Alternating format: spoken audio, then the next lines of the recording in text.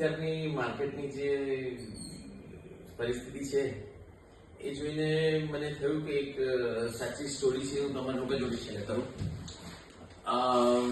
મારો એક ફ્રેન્ડ છે, આઈ થિંક 2019-2020માં કોવિડ જ્યારે આવ્યું ત્યારે એનો પહેલો ફોન આવ્યો કે રવિશ, આ બધું ખતમ થઈ જશે, મારી એસઆઈપી ચાલે છે તો હું શું કરીશ. મેં કીધું તારી એસઆઈપી 10,000 રૂપિયાની ચાલે છે, પણ આજે મોટી મોટી કંપની કે ભાઈ રિલાયન્સ છે, અદાની છે કે ટાટા છે, કેટલી બધી કંપનીઓ આની જોડે જ નિર્ભર છે, તો આમાં જરા બી બીવાની જરૂર નથી. જો તું 10,000 માટે આટલું વિચારતો હોય તો એ લોકો પોતાની કંપની માટે કેટલું વિચારતા હશે.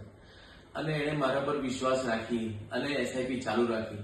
એ 10,000ની એસઆઈપી આજે થઈ અને 19.71 લાખ થઈ ગઈ છે.